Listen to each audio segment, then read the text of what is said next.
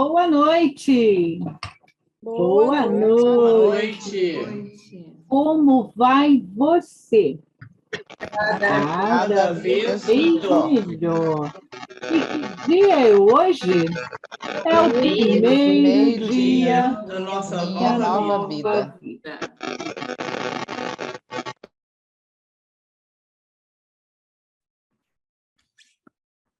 Lúcia, o microfone está fechado.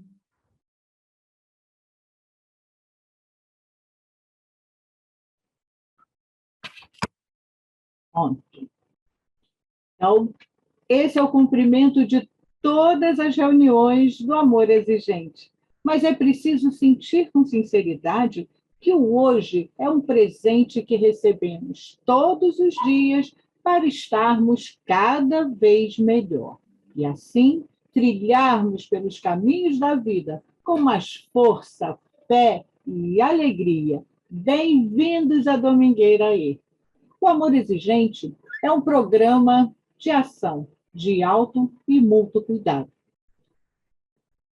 tendo como principais objetivos o desenvolvimento do equilíbrio comportamental, o investimento na prevenção e na qualidade de vida. Desculpa. Aprendemos com esse programa que o poder superior nos deu o poder, sim, de modificarmos a nós mesmos e não aos outros. E quando mudamos a nós mesmos, aqueles que estão à nossa volta precisam se adaptar às nossas mudanças. Afinal, nada muda se você não mudar. O amor exigente pode até não acabar com seus problemas, mas com certeza irá ajudar para que os seus problemas não acabem com você. Esta não é uma reunião de partilha, mas um encontro de domingo para estudarmos e refletirmos juntos. Esta reunião está sendo gravada e o arquivo ficará disponível no site da FEAE, da Federação de Amor Exigente, e também no YouTube. É com você, Rosinha. Boa noite a todos.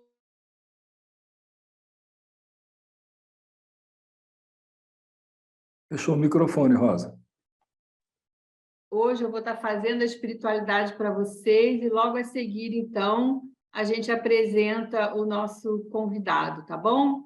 Lu, você coloca a tela, por favor?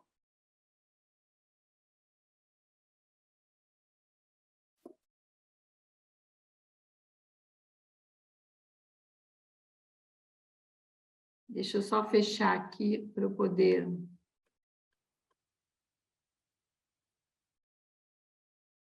Então, na verdade, eu trouxe para vocês hoje uma oração que diz muito para mim, e eu queria dividir com vocês.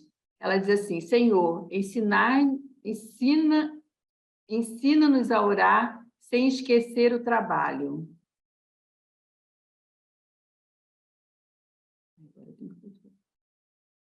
A dar sem olhar a quem, a servir sem perguntar até quando, a sofrer sem magoar, seja a quem for, a progredir sem perder a simplicidade, a semear o bem sem pensar nos resultados, a desculpar sem condições, a marchar para a frente sem contar os obstáculos, a ver sem malícia, a escutar sem corromper os assuntos, a falar sem ferir, a compreender o próximo sem exigir entendimento, a respeitar os semelhantes sem reclamar consideração, a dar o melhor de nós além da execução do próprio dever, sem cobrar taxas de reconhecimento.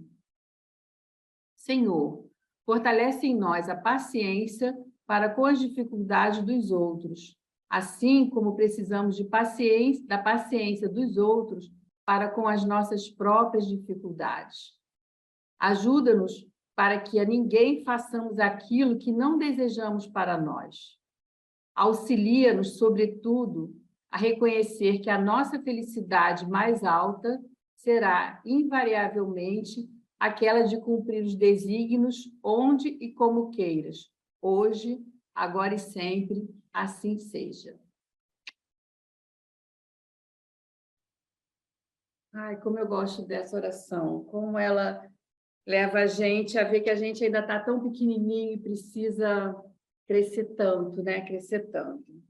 Então, gente, há exatamente um ano atrás, porque foi quase um ano atrás, né? Porque foi dia 12 de outubro do ano passado, a gente recebeu a Ana Luísa César Viana, a esposa do Ronaldo Viana, que está aqui com a gente hoje.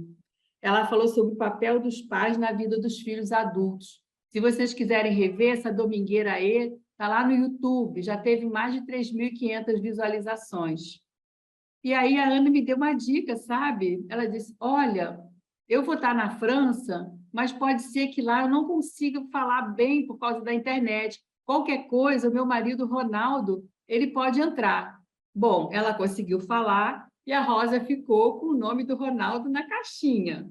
E aí eu fui lá, Ronaldo, você pode fazer uma domingueira aí para a gente? E prontamente ele disse sim. Ronaldo tem um currículo, só um minutinho aqui, deixa eu pegar aqui. Ronaldo tem um currículo extenso, ele nasceu em BH, é graduado em terapia ocupacional pela Universidade de Minas Gerais, é pós-graduado em atendimento à dependência química pela PUC de Minas Gerais, é conselheiro em dependência química, fundador da Terra da Sobriedade, conselheiro da FEBRACT, autor do livro Ser ou Não Ser, da edição Loyola, e de outros artigos relacionados com o tema das políticas públicas comunitárias e da atenção ao usuário de álcool, crack e outras drogas. Ele assumiu participação efetiva em vários serviços comunitários de ajuda aos dependentes químicos e seus familiares, colaborando com a criação, organização ou representação dos mesmos, como o Conselho Municipal de BH e o Estadual de Minas Gerais de Políticas sobre Drogas e o de Segurança Pública. Também a Pastoral da Sobriedade, é nosso parceiro no Amor Exigente e na FEBRACT. Desde 1985, realiza atendimento clínico de terapia ocupacional em consultório próprio, além de ministrar para profissionais e leigos cursos, palestras, treinamentos e orientações em órgãos públicos e privados, escolas, paróquias, empresas, na área de terapia ocupacional e dependência química. Ronaldo falou assim, Rosa, se você quiser, você pode resumir. Ah, mas eu não quis resumir, não. Eu quis trazer tudo porque é uma bagagem de vida que a gente tem aqui hoje. Então, agora, com muita alegria, a gente recebe o Ronaldo na nossa domingueira aí. O microfone é todo seu. Boa domingueira aí para a gente. Muitíssimo obrigado, Rosa, né, Luciana, todos vocês que estão aqui prestigiando, né, nesse momento online. Agradecer pelo convite e dizer que ontem eu estava estudando um pouquinho sobre o servir. E aí me deparei com o primeiro versículo da primeira carta de Romanos, de Paulo, quando ele se apresenta como servo de Jesus Cristo, no servo de Cristo Jesus. E aí eu, vendo uma pessoa comentar, né, sobre a apresentação das pessoas, falou assim, geralmente as pessoas se apresentam com currículos muito extensos, mas geralmente as pessoas não se colocam como servos, né? E aquilo ali bateu muito forte para mim, e eu realmente, com toda humildade, e que eu realmente possa me humilhar o bastante para aqui ser um servo. E, iluminado aí pela força do Espírito Santo, trazer reflexões e informações e provocar algumas visões, né, ampliadas sobre a questão da família, da reinserção e da dependência química, de tal forma que a gente alcance as mudanças comportamentais que todos nós pretendemos. Porque a informação por si só, sem que ela tenha uma aplicação objetiva, concreta na vida da gente, ela não tem sentido nenhum. Então, que realmente todos nós possamos aqui, né, nos permitir a um momento de alguns minutos de reflexão, enquanto família, enquanto pessoas integrantes, né, de uma família, enquanto pessoas que talvez aqui por uma série de contingências, ainda com muitas dificuldades, outros pela necessidade de aprendizado, de estudo, nós acabamos nos colocando em comum na questão da dependência química, né? Porque acho que como família ninguém escapa, mas como dependência química tem algumas poucas pessoas que estão escapando. Com certeza absoluta não somos nós que estamos aqui, né? E, mais do que isso, a gente compreender que proposição é esta que a gente chama de reinserção social. E nisto, o papel mais do que protagonizado, né, da família. Eu vou tentar fazer uma apresentação mais sintética, tentar ser um pouco obediente ao roteiro que eu preparei, apesar de não ser habitual a minha pessoa, eu já estava aqui pensando que eu vou parar de falar porque eu nem fiz apresentação, nem pus apresentação ainda aqui, né? E já estou indo além daquilo que é necessário agora no começo, né? Nessa introdução.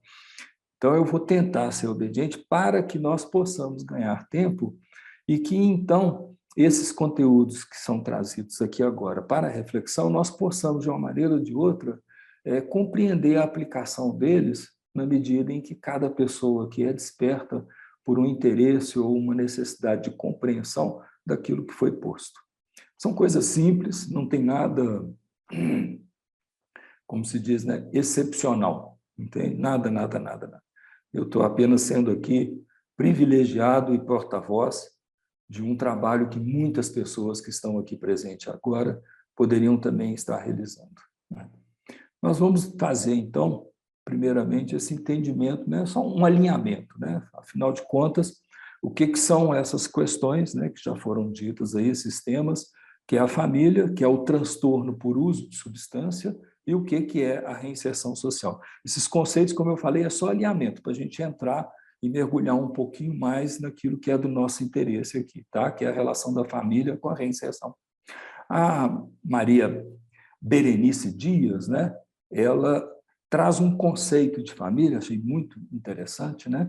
Que o elemento distintivo da família, que a coloca sob o manto da juridicidade, aí eu busquei exatamente compreender assim, na própria definição legal, para a gente não ficar em letra fria, mas para a gente poder aquecer mesmo. Afinal de contas, direcionamentos, normativas, legislações, regras, os limites, como a gente tanto trabalha na questão do amor exigente, né? Eles são imprescindíveis para que a gente possa ter um direcionamento, para que a gente possa ter um rumo, né, naquilo que a gente pretende. Então, de propósito, eu busquei inicialmente na questão legislativa e jurídica, o conceito da família através de 3 autores, na realidade são 5 ou 6, né? O primeiro deles, a Maria Berenice, que traz, então, né, a família como o fulcro no vínculo afetivo, né, unindo pessoas com identidade de projetos de vida e propósitos. Tem um trabalho em comum que está sendo gerado, né, e com um comprometimento mútuo. A família, já há muito, não se condiciona aos paradigmas originários, casamento, sexo e procriação. Nada novo, como eu falei, todos nós temos uma clareza muito grande disso. Como uma síntese ainda maior, o Paulo Lobo traz para a gente, né, o conceito de entidade familiar como sendo aquele agrupamento cujo elemento aglutinador é a afetividade entre os seus membros. Bem simples, né? Bem direto, uma síntese quase que correndo o risco de um simplismo. Ou seja, está aglutinado diante, né, na referência do afeto, então nós estamos falando de família. E uns juristas, né, uns consultores jurídicos, o Francisco Mendes, o João Trindade, pessoas muito capacitadas, né? Eles trazem um conceito que me chamou muito a atenção, o final que eles apresentam, né? A convivência familiar realiza, em sua total plenitude, os valores inerentes ao companheirismo, ao amor e à solidariedade, decorrentes de uma relação de afetividade de tal ordem que chega muitas vezes a transcender o plano da existência. Que coisa linda, né? Assim, Ó, isso que nós estamos falando, que todos nós vivemos, que a gente sabe, é um lugar onde a gente estabelece, a gente forja novos valores para a cultura. É um lugar onde, no exercício das virtudes, no exercício desta convivência amorosa, solidária, nós, inclusive, ultrapassamos as próprias determinações do existir. Então, é algo que realmente coloca a família como fulcro do processo de desenvolvimento civilizatório. Ou seja, a gente se agrupa, a gente se socializa graças a este núcleo que nós estamos chamando de família. Absolutamente também nada novo. Só que aí eu busquei também, dentro do conceito da sociologia e da psicologia, um entendimento que pudesse nos trazer um pouquinho mais com o pé no chão. Porque, afinal de contas, essa maneira que está sendo apresentada, eu falei assim, gente, família é um negócio espetacular, é uma coisa maravilhosa. Eu fiquei até me questionando, falei assim, por que existe problema de álcool e droga na família? Por que existe qualquer outro problema? Se todos nós temos consciência clara dessas virtudes apresentadas aqui, e todos nós desejamos que isso se efetive. E aí, então, eu busquei no entendimento, também nada novo, de o que seria o entendimento de uma família saudável e o que seria uma família disfuncional. Ou seja, vamos saindo dentro deste plano ideal, né, o ideário conceitual de família, e vamos tentar ver aqui dentro do nosso dia a dia, do nosso cotidiano. E aí, através do curso de especialização em atenção domiciliar, né, que foi oferecido pelo Ministério do Desenvolvimento Social, que fala sobre abordagem na atenção domiciliar, ele traz para a gente o conceito de família saudável e família disfuncional. Família saudável seria aquela onde as emoções são expressas, né? Existe a liberdade, existe o transbordar das emoções, e os membros podem livremente pedir e dar atenção. E dentro da família disfuncional, evidentemente, né, com o contrário, seriam as emoções reprimidas. Né? Não vamos deixar manifestar nada, não, vamos abafar essa questão aqui.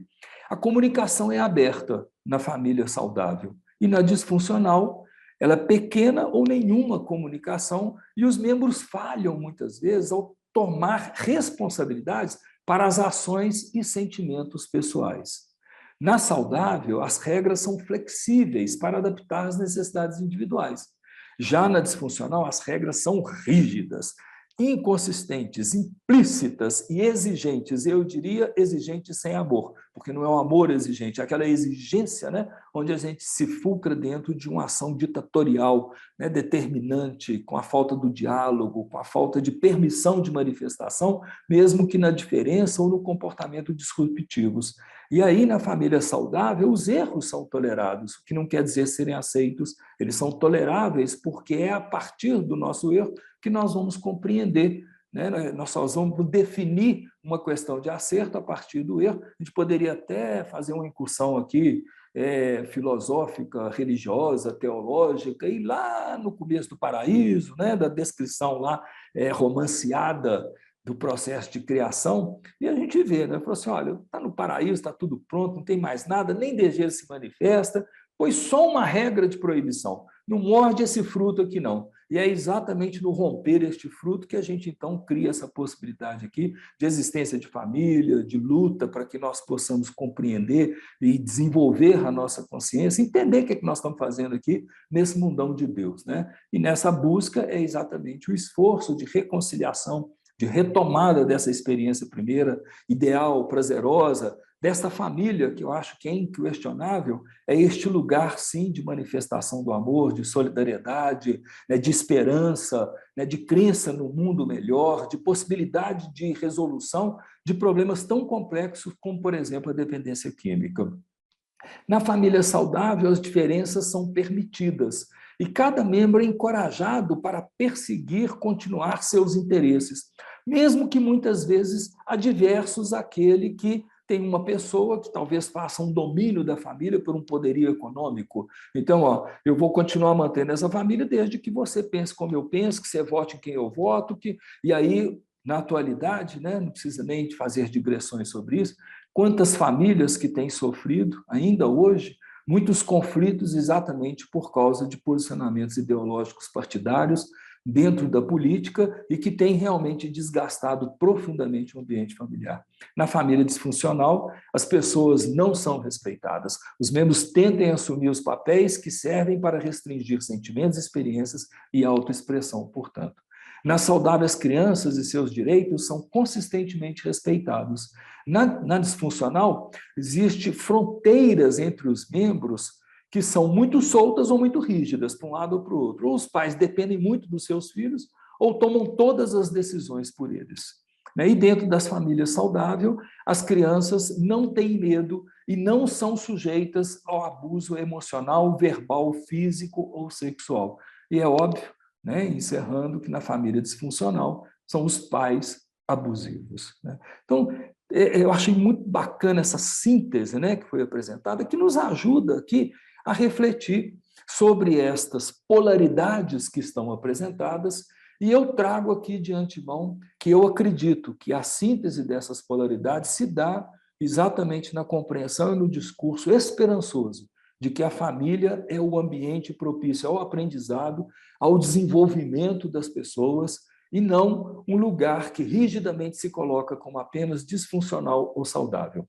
É preciso que a gente quebre um pouquinho, inclusive ideias que são trazidas, na minha maneira de entender, até erroneamente, como se existisse aquele lado que é da dependência e aquele lado que é da codependência, como se no codependente não existissem dependências, e se como no dependente não existissem codependências. Então, nós já evoluímos muito no entendimento desses parâmetros aí que se colocam em oposição, e nós precisamos de compreender que estas dualidades apresentadas, elas mais dificultam a síntese que nós pretendemos, onde a gente coloca quem que é o normal, quem que é o anormal, quem que é o saudável, quem que é o doente, quem que é o funcional, quem que é o disfuncional. Então, eu trouxe aqui para que nós possamos, como eu falei, refletirmos sobre as nossas condutas, sobre como nós estamos inseridos, como que eu vejo a minha família e qual que é o meu papel dentro desta família. Na questão do transtorno, que aí aqui eu paro um pouquinho, faço uma pausa dentro do conceito de família. E nós vamos ver aqui a questão do conceito do transtorno. Esse é um pouquinho mais fácil, porque hoje a ciência realmente já evoluiu muito. Quem quiser depois aprofundar, vai lá no DSM-5, DSM-5. Bateu no São Google, eu tenho certeza que muitos de vocês já fizeram várias incursões e o entendimento disso, porque a gente quer conhecer a doença, a gente quer saber que transtorno que é este.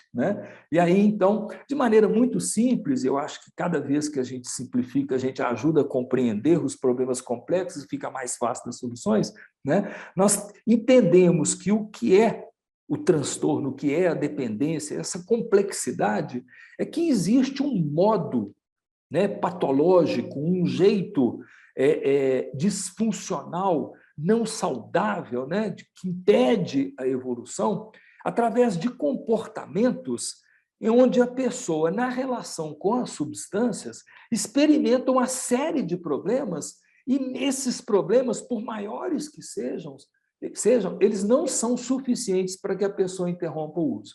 Então, assim, é muito simples, muito simples. O que é que nós estamos falando, o que nós estamos entendendo como transtorno? Que são comportamentos onde a pessoa sabe que ela está tendo prejuízo por causa do uso da droga, e isso não é suficiente para ela interromper. E, evidentemente, que aí a gente pega e amplia, porque isto não é um privilégio da pessoa que faz o uso, porque todos nós sabemos, toda a família está adoecida dentro deste modo complexo e sistêmico, onde, inclusive, todos os autores hoje compreendem que nós precisamos cada vez mais compreender a família sob o modo sistêmico para que a gente possa resolver esse problema. Porque se eu identificasse apenas um bode expiatório de uma situação tão complexa como essa, e quisesse resolver este problema apenas expurgando, tirando esta pessoa de dentro do ambiente familiar, para que então a gente volte à normalidade, nós estaríamos fazendo segregação, nós estaríamos ali fugindo da nossa responsabilidade, porque não se trata de questões de culpas, não se trata de questões de buscar as pessoas que estão provocando aquilo, a desarmonia familiar é toda por causa da pessoa que usa droga. Essa pessoa usa droga por causa dessa família que não presta. Né? A gente precisa de fugir a esses simplismos e a gente começar a compreender que existe um processo dinâmico onde todos nós somos responsáveis, e não só no núcleo familiar. Nós somos responsáveis no mundo hoje. Todos temos que, responsavelmente, buscar compreender que fenômeno é esse e identificar qual que é a minha parcela de responsabilidade para contribuir com a mudança desse fenômeno.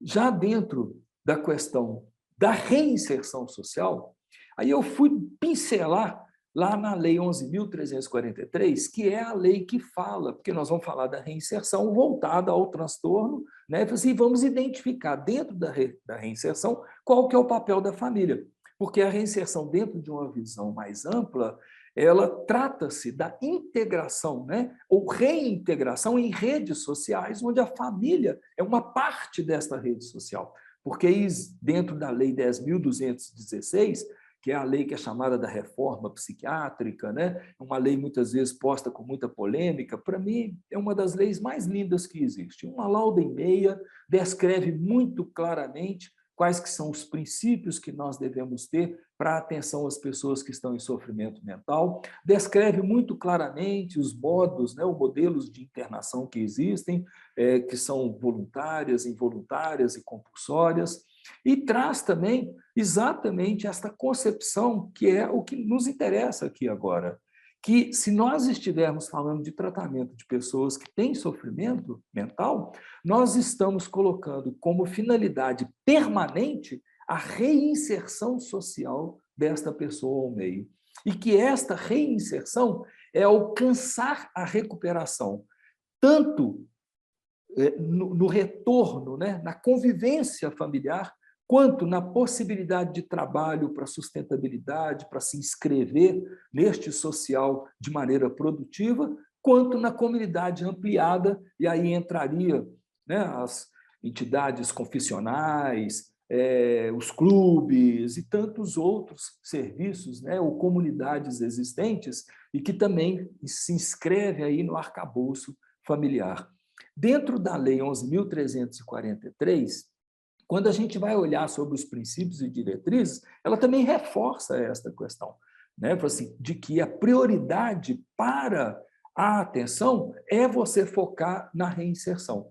E coloca uma coisa muito interessante, pode parecer até um exagero isso daqui apresentado agora, mas é porque a gente tem muito aquela lógica de que o tratamento, a reinserção, ele tem uma receita, ele tem um modelo ali, que é só aplicar aquele modelo que a gente vai resolver essa questão. Falei, não, a questão da dependência química, ela se põe como um desafio e nos obriga à busca de resoluções que são individualizadas. E pela primeira vez, desde 2019, quando foi ampliada esta lei, que é a lei de tóxicos, né, ela traz para a gente exatamente isso, a necessidade de você definir o projeto terapêutico individualizado. E a lei foi muito bondosa, porque ela trouxe, inclusive, orientações sobre como que deve ser esse projeto individualizado. E aí coloca que ele tem que ser orientado para a inclusão social, para a redução dos riscos e de danos sociais e à saúde. Quando ele traz sobre estes danos, né, porque, na realidade, quando nós estamos falando aqui de toda essa reinserção, dessa amplitude, né, tenha citado sobre a família, mas não tem nada específico que traga sobre a família até 2019 nenhum arcabouço legal, não, para a questão da dependência química. É só junto com a Lei 13.840, que modificou a Lei 11.343, é que a gente tem, então, aquele foco específico e prioritário na família. E a gente sabe que em todas as fases da dependência tem a instalação do transtorno e, posteriormente também, em todas as fases, a família ela está também comprometida. E a família ela precisa de conhecer bastante qual que é a sua possibilidade de ajuda e de entender também como é que se instala este transtorno para que ela seja efetiva. Tem uma autora, que é a Lancete Maria, ela traz uma questão muito forte para a gente, muito forte mesmo, que o jogo relacional adotado nas famílias de toxicômanos mostra que as interações são estabelecidas através de um caráter circular e repetitivo, a fim de impedir qualquer forma de mudança que possa ameaçar o sistema. Assim como a pessoa tem um comportamento inquestionavelmente reiterativo no uso de drogas, na apresentação de sua compulsividade, né, com um padrão que é um padrão até medíocre de existência. Tem um paciente que diz vai para casa, vai para a boca, vai para casa, vai para a boca, vai para casa, vai para a boca, né? Então, aquele repertório pobre existente, também a família muitas vezes envolve-se neste repertório com repetições de frases, de condutas, de brigas, né, de intranquilidades, de comportamentos adoecidos, que em nada ajudem, mais do que isso, mantém o sistema paralisado, estático.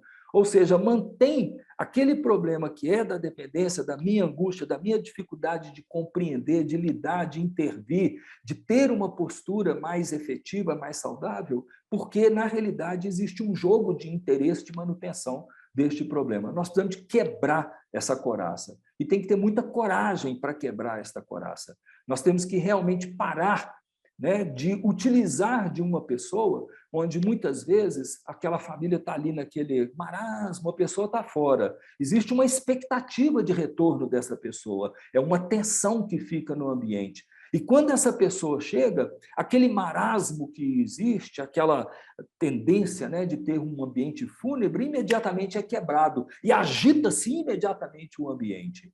Então é preciso a gente ter uma visão crítica sobre isso, sabe? O como que existe ali uma postura paralisante e quando enquanto a pessoa está fora, né, aquele que é dito o problema, e quando essa pessoa retorna, como que faz ali um movimento nesta cadeia, né, que é essa cadeia que foi dita aí, de uma circularidade patológica, que é o eterno retorno do mesmo. Isso é uma expressão de Nietzsche, né? Saudável é eterno retorno, é a cada dia este novo dia que se abre, são sempre o sol, é sempre a noite, é sempre o mesmo, é uma repetição, e esta repetição ela não pode ser estéril, ela não pode ser cristalizada, ela não pode ser a manutenção de um problema, porque aí nós precisamos ter coragem para enxergar aonde existe o ganho secundário.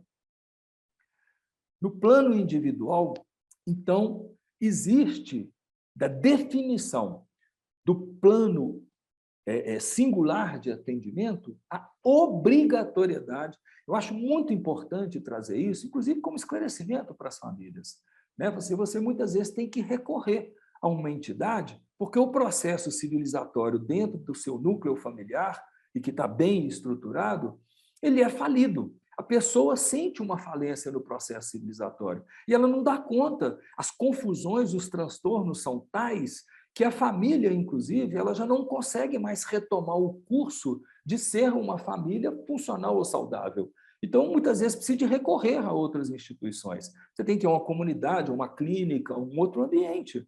Então, quando você vai a este ambiente, e aí vem a lei descrevendo com bastante clareza, toda entidade, todo serviço que vai acolher um dependente, para que ele possa provisoriamente viver, e aí nas comunidades terapêuticas, um exemplo ou uma imitação do modelo familiar, obrigatoriamente, os familiares têm que participar.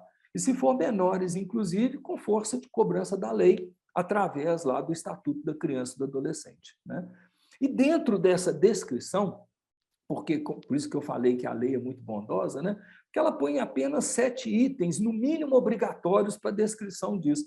Desses 7 itens, tem 2 que têm uma relação direta com a família. O primeiro é que tem que ser descrito claramente quais são as atividades de integração e apoio à família que aquele serviço está oferecendo. E também, por um outro sentido, é mão dupla, quais que são as formas de participação da família para o efetivo cumprimento do plano individual. Ou seja, é uma mão dupla, né? Para você, o que é que o serviço vai estruturar para a família, o que a família oferece ao serviço, a partir da definição de um plano que vai ser conjunto entre a comunidade, o serviço, a família e a pessoa, né? Que está ali naquele momento, fora do núcleo familiar, para a vivência de um reaprendizado.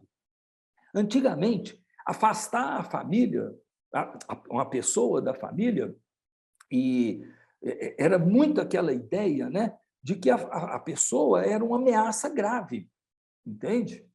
E a família também é uma ameaça para aquela pessoa, também tinha essa lógica, no sentido de que essa família não presta, essa família, inclusive, nós chegamos em pontos, né, objetivos e reais, concretos, de abusos, né, de violações de direito, que, de fato, a lei precisa de intervir e dizer, inclusive, essa pessoa não vai permanecer neste ambiente.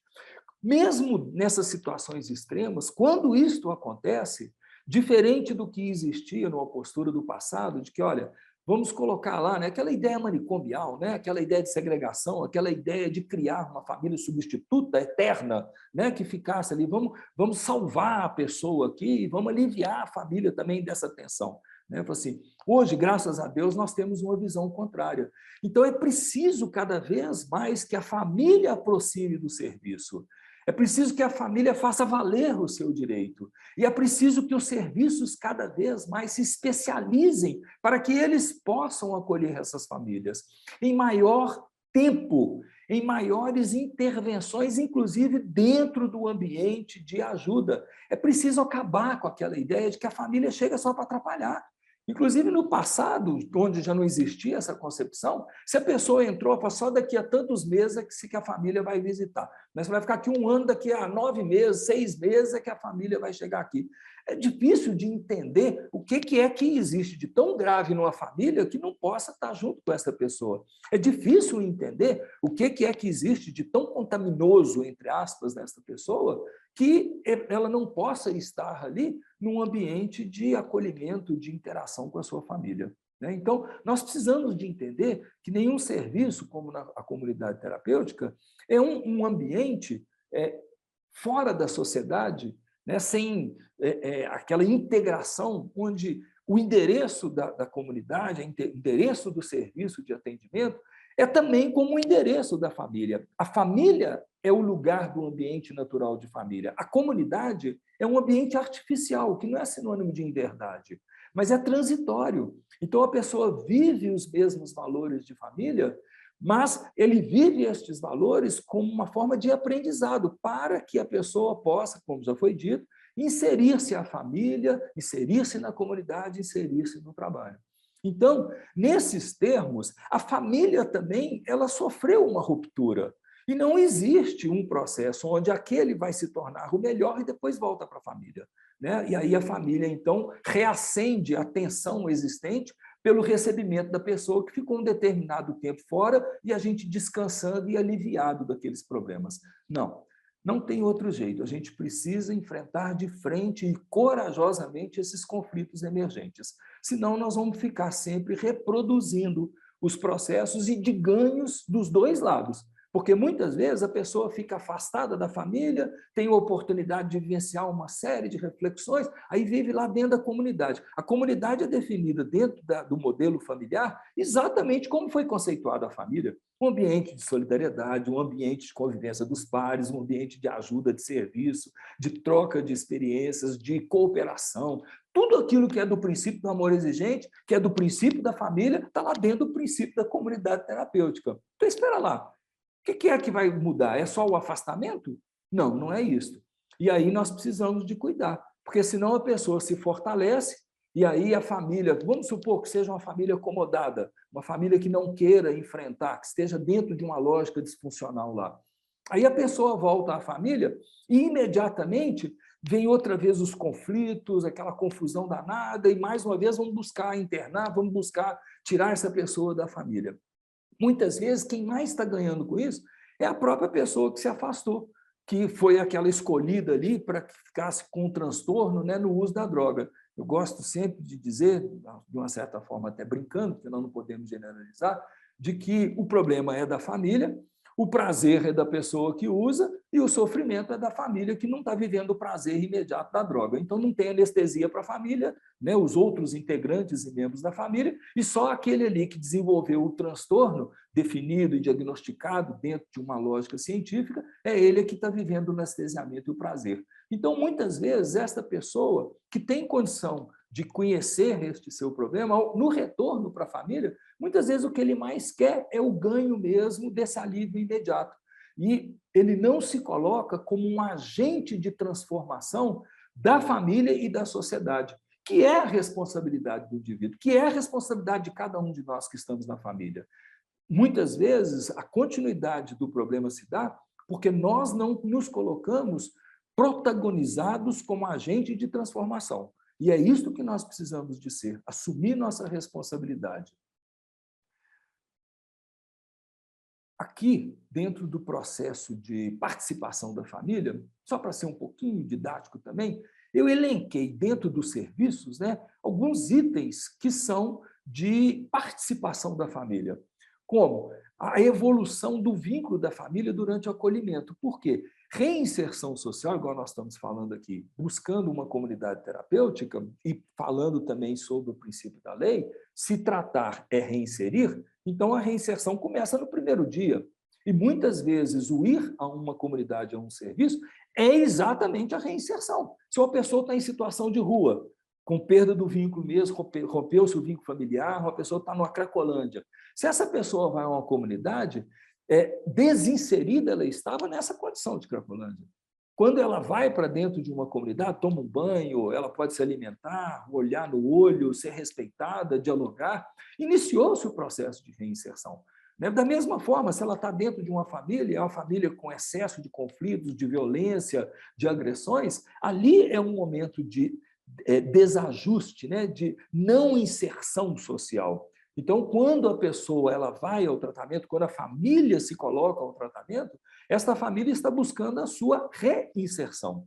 E aí, talvez, até a gente devesse olhar sobre uma maneira bem mais ampliada.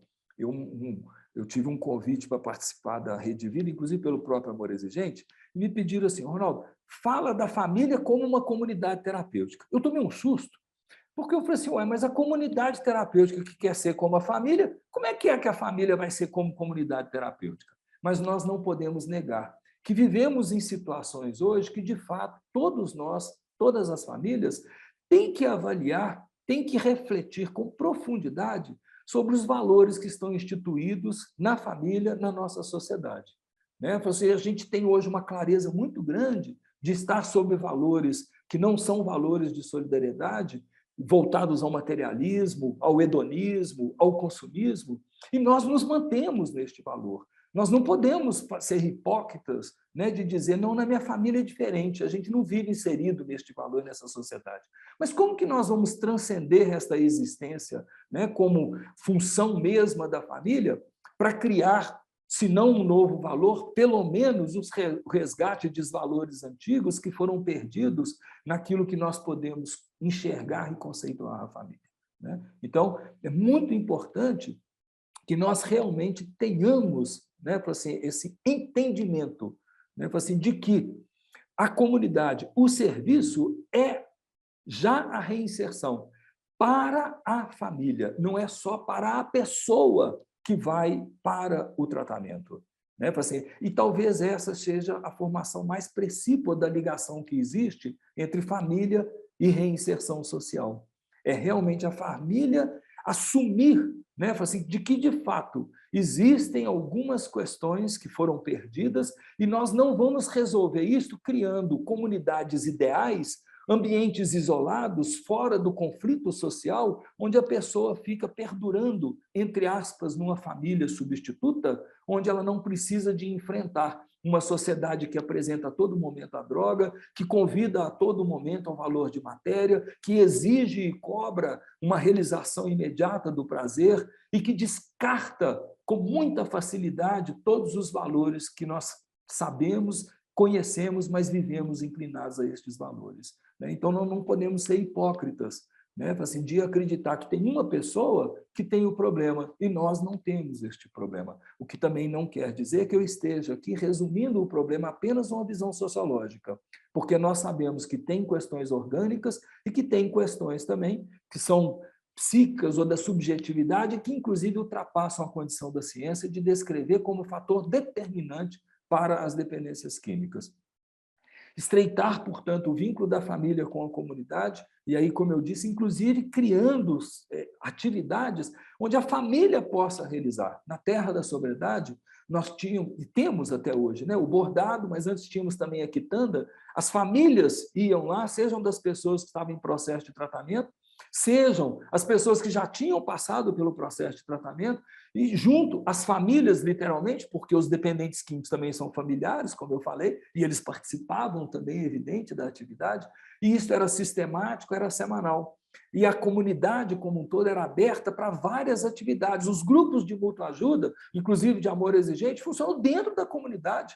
E exatamente no momento que está funcionando o grupo de amor exigente dentro da comunidade, está funcionando também um grupo de mútua ajuda para os dependentes, inspirados no modelo de Alcoólicos Anônimos e Narcóticos Anônimos. Então, assim, não estou aqui querendo defender absolutamente nada de quem que é melhor, quem que é pior. O que eu sei é que, se não for com a ajuda mútua, nós não vamos resolver nunca esse problema, né? Que é tão complexo assim. Então, as orientações claras, né, dos critérios de visitas, né, e abrir cada vez mais isso. Gente, se por um acaso, desculpa falar tão claramente, a família não presta para visitar, nós temos muito trabalho. Nós temos muito trabalho. E aí está o nosso trabalho, inclusive como técnicos, como profissionais, como propositores de grupos, né, reflexivos que trazem exatamente este entendimento, né? Nós podemos mudar a nossa atitude, nós podemos mudar o nosso comportamento, né? Outras questões também comunicar, evidentemente, ocorrências imediatas, né? Nunca administrar recurso financeiro da própria pessoa, que é benefício, né? Nunca, nunca. Infelizmente, isso existia até como um protocolo no passado por uma série de serviços. As pessoas até buscavam fazer, encostar, né, a pessoa ali, né, para que ela pudesse ter ali o recolhimento do benefício, e aquele valor integralmente era para pagar o serviço existente. Isso, nós temos que acabar com essa lógica, né? Se é uma pessoa trabalhadora e tem direito àquele benefício, se ela não vai trabalhar e vai sair durante um período para tratamento, a família não pode ser desprotegida. Então, aquele valor que era recebido, que é o valor do salário, é para dar continuidade às obrigações familiares, né? Deixa eu dar uma acelerada aqui, senão já vai perder o... Deixa eu até... Eu desliguei do tempo aqui. Como é que está aqui? 19h49 já. Meu Deus. Tá. Já está dando uns 50 minutos aqui, né, da parte inicial. Com 5 minutos aqui a gente conclui. Então, dentro dessa visão, né, de organização do serviço e dentro do que está proposto para o processo como reinserção, e considerando, né, na minha maneira de entender, dentro de uma evolução da proposição da lei federal, a inclusão, né, desses modos de atenção, que são as comunidades terapêuticas, lá na lei posta com adjetivação, né, de comunidade terapêutica acolhedora, é o mesmo que comunidade terapêutica, desde a primeira vez que foi definido em 2001 pela resolução da diretoria colegiada de número 101, e que foi a primeira vez no nosso país que teve esse nome na comunidade terapêutica. E já dentro, lá desde aquela época, definido como um modelo residencial, e aí como sinônimo, né, de um modelo que assambarca valores familiares, porque não é só aquela questão de parecer com casa, né? É preciso ter o funcionamento e a dinâmica semelhante a estes princípios fundamentais da família. E, dentro das comunidades terapêuticas na lei, uma primeira coisa que coloca lá para caracterizar, que também são poucos itens que caracteriza, mas para mim também, graças a Deus, foi muito inteligente, o primeiro deles que está posto lá é visar a abstinência. E por que eu trouxe esse daqui? Porque na reflexão da reinserção é muito comum que famílias bebedouras, né, vamos pôr assim, que exageram, que abusam da bebida alcoólica, muitas vezes se tranquilizam e exercem, né, essa característica com o alívio doente, que é dependente, que está diagnosticado com transtorno, que está lá na comunidade terapêutica. Então, a gente tem que questionar. Mas espera lá, não teria também a família uma necessidade de rever o modo como esta família hoje tem significado as celebrações, o uso da bebida, aquele barzinho, né, que traz status? Tem gente que quando, né, pega um pezinho maior, assim, tem um pouquinho mais de dinheiro, faz uma reforma e dá um jeito de colocar um bar lá na sala, né? Então, aquele barzinho assim particular, e aí aquele acúmulo e a coleção de bebidas, né? Assim, nossa Senhora, dei um chute no meu... Meu abajur aqui, pronto, voltou a luz. Desculpa. Mas aí, então, não estou aqui absolutamente, né, fazendo qualquer discurso romanceado, fora da realidade, né, assim, falando, olha, para de beber, para de pôr bebida dentro de casa, né, vamos fazer. O que também não impede, né, assim, se nós formos mergulhar com grande profundidade de qual que é o significado, ou seja, qual que é a função da bebida alcoólica dentro do ambiente familiar, talvez, inclusive, a gente chegue a algumas conclusões, né, de que talvez a gente precise de ter a estrutura familiar com oferecimentos de mais chá, de mais quitandas, né, de mais realização desses quitutes de maneira coletiva, cooperativa, né? Talvez a família precise de gastar mais tempo, que aquele tempo se gasta 1, 2 horas para amassar, né? Para você mexer na massa, para você ir no forno, para você esperar esfriar, para você sentar à mesa, para você poder comer. Talvez a gente precise gastar um pouquinho mais tempo com isso e menos só com o servir à mesa, abrindo a cerveja, para que as pessoas só comecem, então, a deglutir e a beber, né? Então, eu acho que vocês compreenderam muito bem, né? Não estou aqui fazendo nenhuma visão xiita, né? Radical, né? Mas convidando vocês a compreender, né? Que sentido existe, que significado existe, né? Para esta apresentação da estrutura familiar com tanta substância psicoativa. E não é só a bebida alcoólica, não. É também aquela Maria das Dores, né? Aquela farmacinha particular lá, e aquela busca imediata do alívio de sofrimentos, muitas vezes sem buscar compreender qual que é o sentido e o significado desse sofrimento. Porque se existe um sofrimento, se existe um sinal de dor, isso é um sinal, a dor é um sinal. Então é preciso compreender as causas, as razões disso, e não simplesmente buscar aliviar irrazoavelmente. E é preciso a gente ter muita coragem para isso, não só nos analgésicos, mas os hipnóticos, os soníferos, né? Aqueles alívios de ansiedade que a gente busca nas soluções químicas, sem buscar compreender quais que são as razões e as causas dessa ansiedade.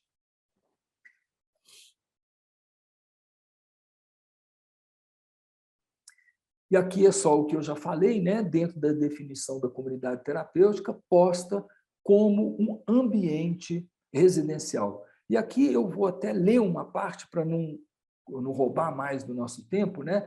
A expressão ambiente residencial tanto pretende a caracterização de um lugar distinto das instituições de saúde tradicionais, né? Principalmente aquelas que oferecem leito, tratamento, né? com questão médica hospitalar, clínica, quanto também para demarcar um espaço com clima familiar, e é o mais importante, ou seja, menos a característica, né, que é ambiente, mais a característica mesmo, que é fundamento, que é a estruturação da família. Os relacionamentos são baseados em confiança, no respeito, na cooperação mútua, com a distribuição de responsabilidades, no conhecimento dos afetos e dos papéis vividos, um lugar de aprendizado. Será que isso é só da comunidade terapêutica ou nós estamos falando da família? A comunidade terapêutica não é um ambiente natural, posto ser um lugar de reabilitação, organizado para a aquisição da consciência dos seus integrantes sobre os fatores disruptivos, desviantes, que o impediram de continuar no seu processo natural civilizatório ou de socialização no seu ambiente familiar, vivido neste bojo, né, desta riqueza sacral que é a família, na escola e em outros grupos sociais. Ser uma residência provisória, uma família artificial, não significa, como eu falei, ser algo falso. Compreende um ambiente estruturado, uma ferramenta complexa, razoavelmente aplicada como instrumento de reabilitação do usuário ou dependente de drogas. E aqui chamo a atenção para aquilo que foi posto. Os relacionamentos são baseados na confiança, no respeito e na cooperação mútua, com distribuição de responsabilidades, no conhecimento dos afetos e dos papéis vividos. Um lugar de aprendizado. Que nós realmente possamos trazer a família nesta definição. E eu encerro aqui trazendo uma síntese de que a reinserção social, portanto, pode ser definida como um determinante da recuperação integral, que pressupõe recuperação de perdas e a criação ou fortalecimento de uma rede de apoio, onde o protagonista é a família.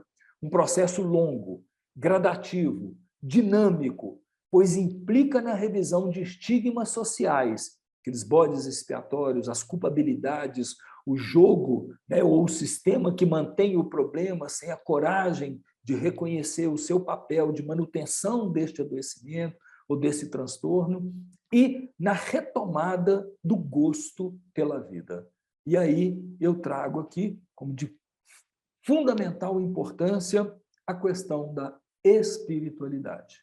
Falei que ia encerrar, mas eu vou trazer esta síntese que o Dr. Alexandre trouxe para a gente, pesquisador do Núcleo de Pesquisa e Espiritualidade e Saúde da Universidade Federal de Juiz de Fora, onde, numa revisão sistemática de mais de 3.000 estudos, né, em 3 revisões que foram feitas, a conclusão é muito simples. Né? Aquelas pessoas que apresentavam taxas mais altas de religiosidade e espiritualidade, né, de participação e envolvimento na espiritualidade e na religiosidade, eles apresentavam também melhores níveis de bem-estar e qualidade de vida, assim como menores índices de depressão, comportamento suicida e uso e abuso de substâncias. Que bom que a ciência também está ajudando a gente a entender aquilo que, na realidade, a gente sempre soube, né? Que é esta importância da espiritualidade na nossa vida, na nossa existência, e como meio, né, que é esse meio, como eu falei, forjador dos valores de cultura, que é a família, que nós possamos dar atenção aqui muito especial à espiritualidade.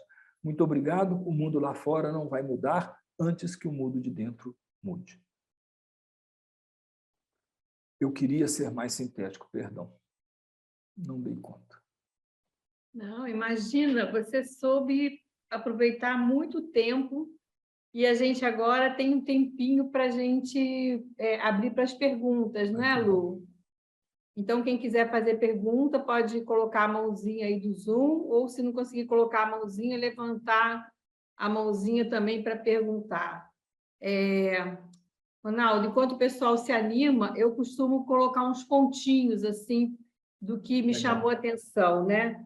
Então, a primeira coisa que me chamou a atenção e aí eu volto muito na minha vivência, né, do que eu passei nesse processo enquanto família, dessa dificuldade que a gente no início tem em querer só arrumar um bode expiatório, né?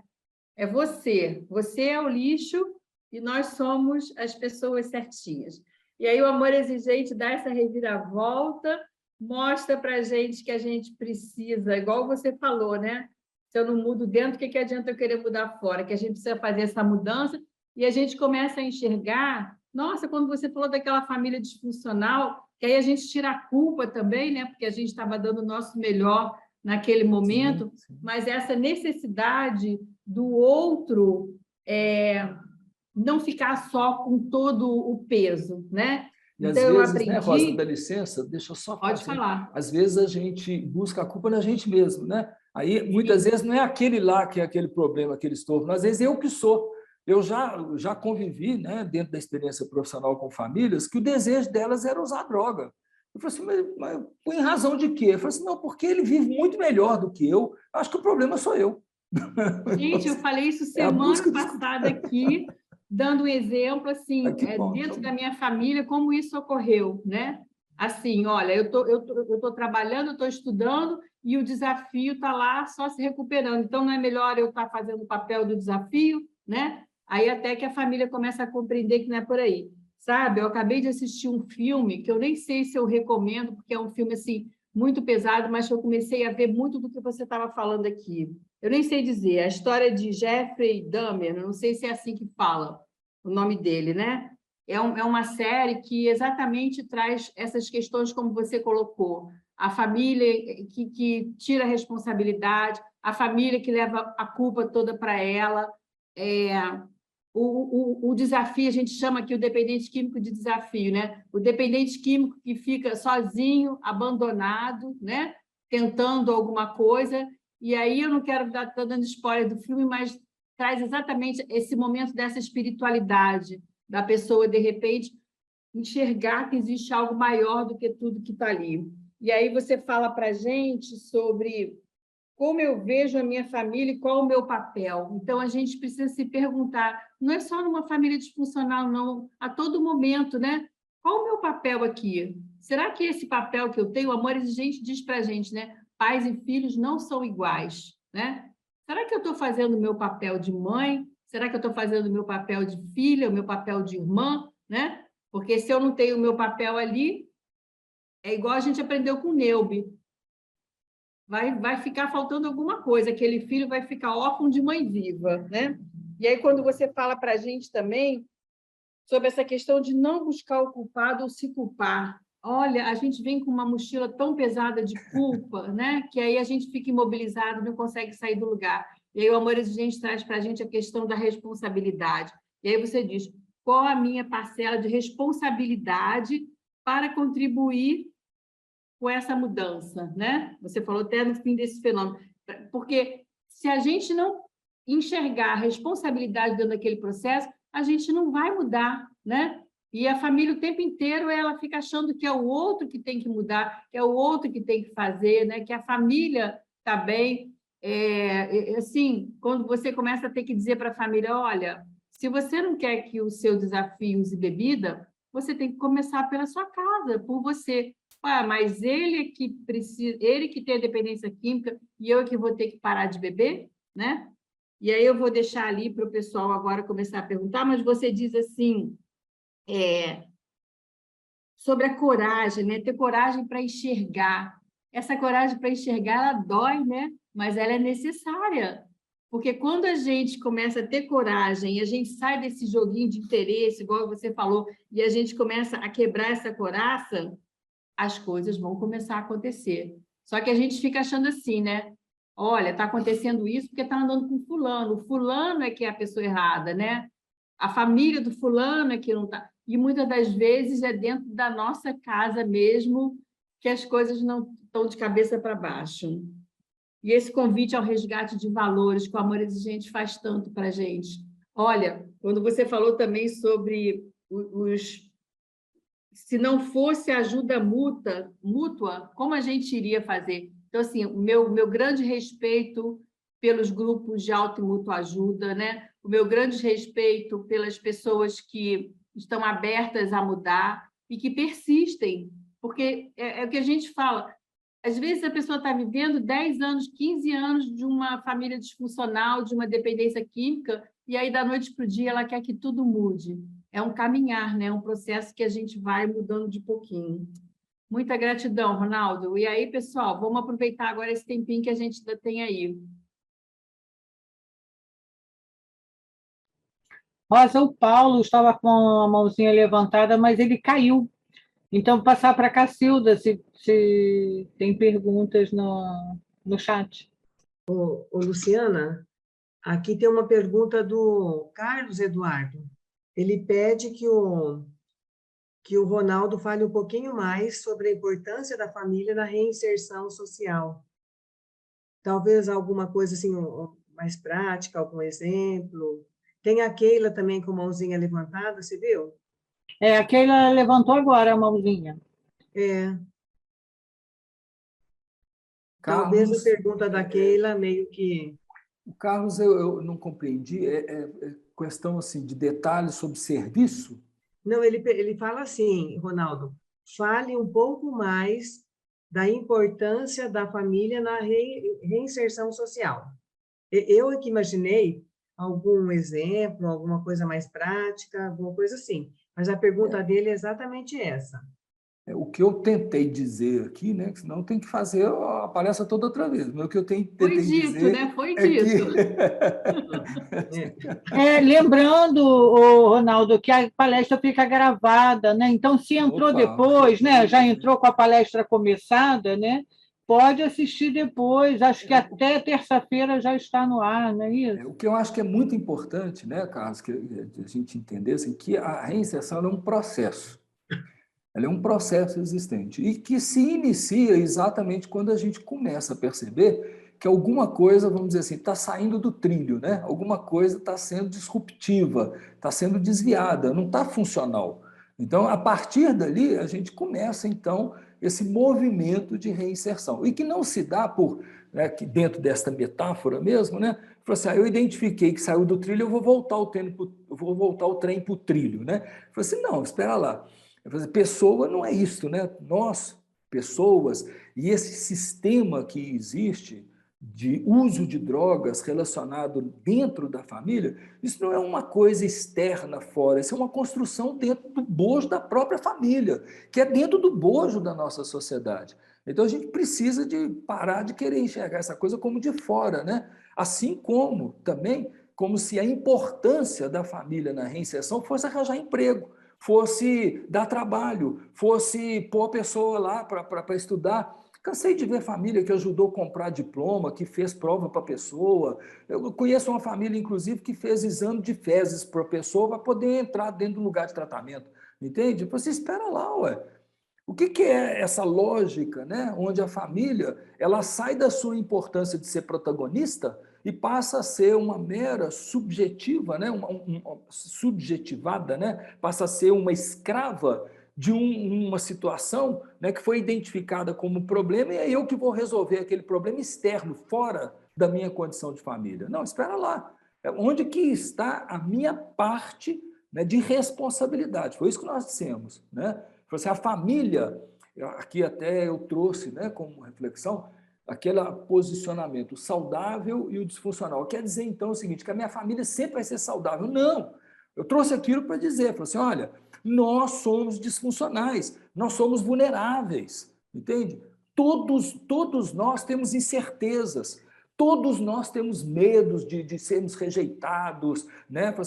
Todos nós estamos, de uma maneira ou outra, condicionados a uma vulnerabilidade.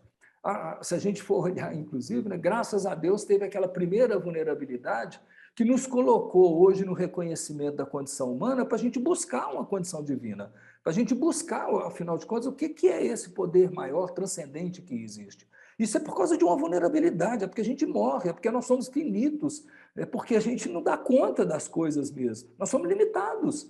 Então, nós precisamos somos realmente... gente limitados, imperfeitos, né? Sim, isso tudo precisa né? acontecer. Exatamente, Ronaldo, são os tem umas princípios do amor perguntinhas de aqui, Deus. ó. A Keila está com uma mãozinha levantada e tem uma perguntinha no chat, mas eu queria só te dizer uma coisa. Quando me passaram assim, a pessoa que estava tratando do meu desafio e disse que ele era só a pontinha do iceberg, que a gente precisou, a família toda, enxergar que a gente também estava dentro daquele mesmo iceberg. Boa. E que ali para baixo tinha um monte de coisa.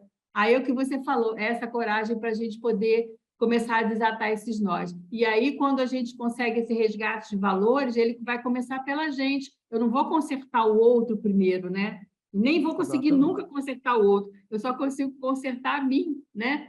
E aí, eu penso que essa que é a mágica desse processo. E é como você falou lá no início, quando você deu os exemplos de família, né? É uma coisa que transcende até, não é só aquela coisa daquela família está ali naquele espacinho, né? É a coisa do amor mesmo, mas que a gente precisa trabalhar essa questão desse amor com essa exigência, mas não deixar o amor de lado, né? O amor acho que move tudo. É isso aí. Vamos lá, a Keila está com a mão levantada, né, Lu? Luciana, você tinha falado de outras duas questões ou três, eu só peguei do Carlos, assim, que eu fiquei assim... A Keila é que levantou a mãozinha aqui, eu vou... tá bom. O Paulo caiu a conexão dele, ele levantou a mão, mas ele caiu.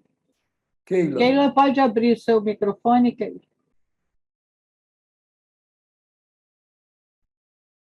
A Keila perguntou no chat também o seguinte: na reinserção no mercado de trabalho, o paciente que passou por uma clínica para tratamento de dependência química, ele deve mencionar esse fato na entrevista de emprego?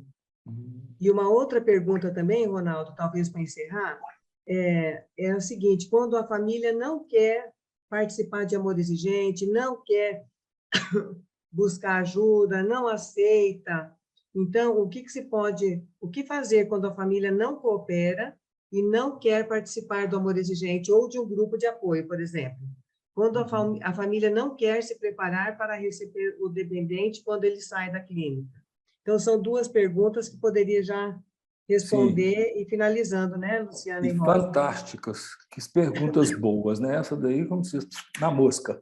Né? Essa primeira, muito polêmica, né? Que é você usar da verdade diante do transtorno sofrido e de ter se tratado. O simples fato de você ser, né, internado, de você estar num serviço, você, só por isso, já é estigmatizado. Você nem é estigmatizado nem por causa da doença, não. Você é estigmatizado porque você sofreu um tratamento, né? E o estigma é uma doença social, ela não é a doença da pessoa. Né? Assim, e, evidentemente, que manifesta como cicatriz na pessoa, e quando a gente quer esconder uma cicatriz, quando a gente não quer mostrar aquela cicatriz, mais que ela ainda se mostra. Mas nessas relações formais de trabalho, eu vou trazer aqui o exemplo de um rapaz que, inclusive, hoje é o presidente da Terra da Sobriedade, posso falar livremente porque ele já falou em público, foi uma pessoa que se tratou na Terra da Sobriedade, nós vivemos lá verdadeiramente construção para a reinserção social. Então, quem chega lá, chega com 0 de responsabilidade e sai com 100% de responsabilidade. Literalmente falando, tanto é que o nosso presidente não é faz de conta, não é vaso de flor, é uma pessoa que se tratou na Terra da Sobriedade. E fazendo um exame de renovação de carteira, vocês vão entender, aplica-se a questão do emprego, ele, dentro de um compromisso de verdade, quando perguntou se ele usava droga e tudo, ele falou que não, mas que ele já tinha usado e tal, falou tudo, né? Despejou a questão toda. Aí a psicóloga que estava fazendo o teste dele lá falou assim, então eu vou renovar a sua carteira, em vez de ser para, acho que 4 anos, 3 anos, sei lá, vou renovar só para 1 ano a sua carteira. Aí ele olhou e falou assim, mas eu posso usar droga agora, eu posso sair daqui e ali usar droga, ué. O que 1 ano, 2 anos, 3 anos ou 4 anos vai fazer de diferença para mim? Né? E aí ele sofreu uma retaliação, de fato, ele ali sofreu um estigma, né, diante de um agente público, servidor, psicólogo formado, entende? Que, naquele momento ali, acreditou que uma pessoa, por ter se tratado, ela então está sujeita a ser um doente eterno. Como se aquelas outras pessoas que não tivessem dito a verdade não estivessem sujeitas a isso, ou como se esta pessoa, tendo dito a verdade, estaria sujeita a usar droga no próximo 1º ano, e não no próximo 2º, 3º, 4º, 5º ou 20º, ou talvez até o final da vida, né? Ou terminando a vida sem voltar ao uso. Então, essas questões são muito delicadas e eu não quero pôr isso como regra, não, sabe? Mas responde só o que te perguntar, sabe? E, geralmente, as pessoas perguntam pela atualidade. Aí, os grupos de mútua ajuda, dos narcóticos anônimos, né? Os alcoólicos também, mas mais os narcóticos anônimos, eles têm uma expressão, né? Assim, que não vamos pegar isso como um jogo de interesse, mas como uma verdade. Só por hoje eu não estou em uso, né? Só por hoje eu não estou em uso. Então, é uma visão gestáltica, né? Do aqui e agora, que é o presente, que é a única coisa que a gente tem acesso. Então, se nesse instante a pessoa ela está vivendo, né, dentro de um processo de sobriedade, dentro de um processo, né, que aí, se for uma pessoa alcoólatra, por exemplo, tem abstinência mesmo. Não é à toa que dentro de algumas profissões, algumas habilidades, a gente obrigatoriamente, inclusive, é sujeita e assina a autorização para fazer testes, né, de toxicidade. Então, isso daí é uma questão. E a outra questão, essa daqui eu vou ser muito simples, e me desculpa até se eu for aparentemente grosseiro nessa questão. Mas, olha, se uma família não quer reconhecer que ela faz parte do problema, que reinserção social é ela buscar a sua mudança, é ela buscar, primeiro de tudo, integrando este ente, que também é família. Né? Esse desafio, como Rosa colocou, ele é família, então o desafio é da família. Não é um desafio que está externo, que está fora ou que está incorporado numa única pessoa. Ele está em todas as pessoas dentro de uma visão democrática, horizontalizada. Então, se esta família, né, se os entes dessa família, se alguns entes desta família não querem reconhecer isso, o que você vai fazer? Se a pessoa não senta na cadeira de dentista, como é que você trata do dente? Impossível. É impossível. E aí, é o que eu falei, que talvez seja meio grosseiro. Sim, existem famílias que pretendem, querem se manter no espaço de disfuncionalidade, de violência, de agressão, entende? De um ambiente tóxico para a pessoa que muitas vezes tem a oportunidade de passar por um processo de reeducação e enxerga claramente aquilo. Se esta família insiste, depois de recorrer ao Ministério Público, depois de recorrer a todas as instâncias possíveis, para a gente tentar sacudir, estou pondo até dentro de uma questão legal mesmo, situações que eu já passei, de ajudar uma pessoa, a família não está integrada, e de eu falar, olha, a lei me obriga a isso, você tem que me dar uma satisfação porque você não quer participar. Entende? Tive que, inclusive, ao Ministério Público para poder a família ser chamada, né? E ainda assim não se resolveu, porque a família não queria. Sabe o que é preciso fazer? Ajudar esta pessoa a constituir um ambiente saudável, familiar, sem que ele esteja na convivência dos seus entes. E eu espero e peço a Deus que qualquer pessoa que esteja nos ouvindo não haja desta maneira. Porque a gente ter um desafio não é a gente ter uma impossibilidade. Então, nunca se quedem ao que é impossível, mas enxerguem, né, como esse desafio, né, como um desafio mesmo, né, como uma postura aguerrida para a transformação de si mesmo, do ambiente, porque você tornando-se melhor para você mesmo, com certeza absoluta você vai ser melhor também para o outro. E é isso que o amor exigente pede a gente, não é? Assim, venha e participe por você e não pelo outro. Mesmo porque você trouxe para a gente bem claro que a família não é mais só de sangue, né? Hoje em dia você pode constituir novas famílias e não ser obrigado a conviver com aquelas pessoas que, de repente, estão nocivas, né? E não estão deixando... Uma hora que você falou da importância de que as pessoas também não querem mudar aquele quadro, porque parece que elas dependem daquela dependência para elas sobreviverem, né? E aí, de repente, o desafio entra em sobriedade. O que eu vou fazer da minha vida agora? Então, são N questões, mas é importante que cada um busque o seu caminho, né? Exatamente. Não dá para a gente buscar pelo outro, né? Mas valeu, muito bom, muito bom. Meninas, como é que nós estamos? Está em cima da hora, Rosa. Encerramos.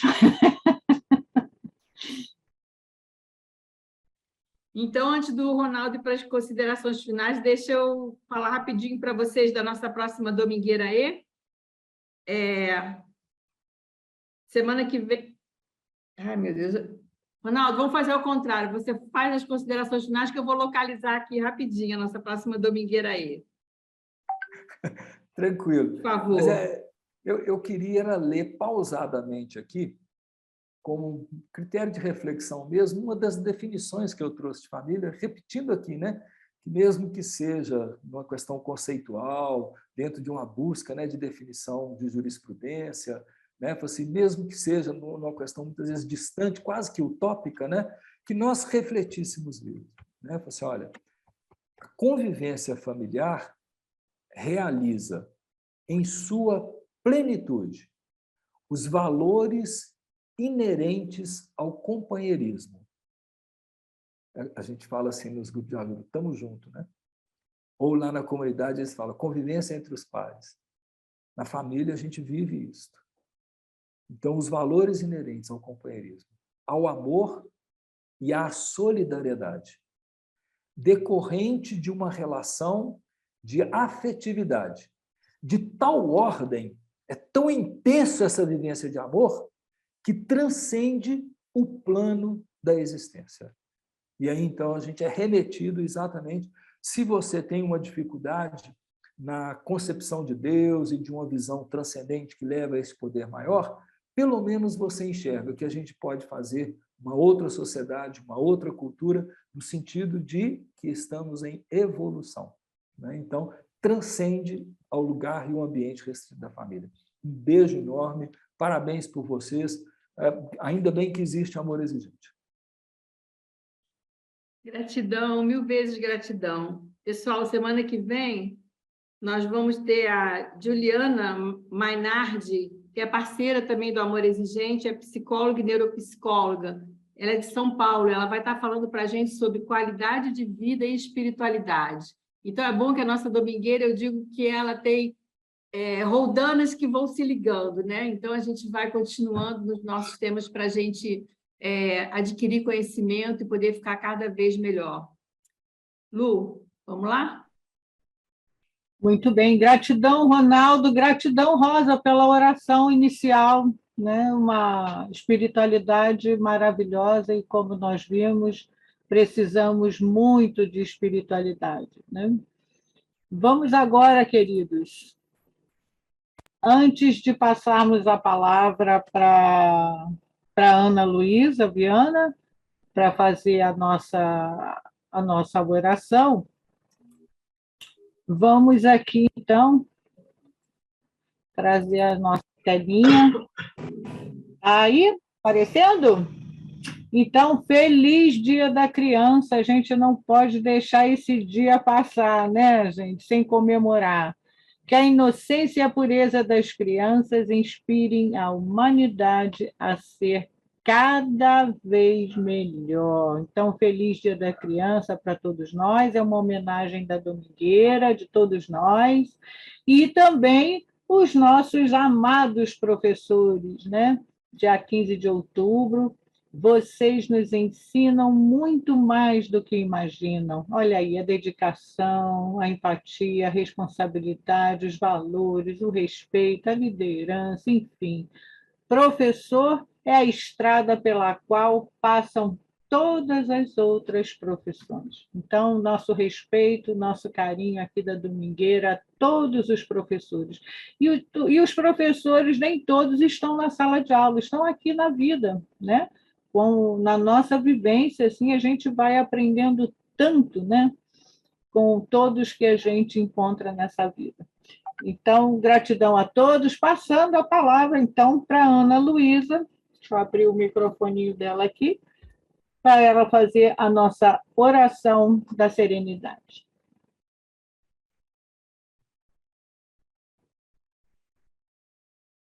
Vamos lá, todo mundo, que Deus possa nos abençoar. Eu seguro a minha mão na sua e uno meu coração ao seu, para que juntos possamos fazer aquilo que sozinho eu não consigo. Concedei-me, Senhor, a serenidade necessária para aceitar as coisas que não posso modificar, coragem para modificar aquelas que posso e sabedoria para distinguir umas das outras. Força, fé, alegria. Parabéns pela Domingueira, parabéns, Rosa, parabéns, Luciana. Obrigada a todos os presentes, parabéns, Ronaldo. Muito boa palestra. Fechou seu microfone, ainda bem, porque já estava começando a rasgar cedo. Não, a Lu agora vai abrir o microfone de todo mundo, né, Lu? Fechou seu microfone sem querer, Ana Luísa.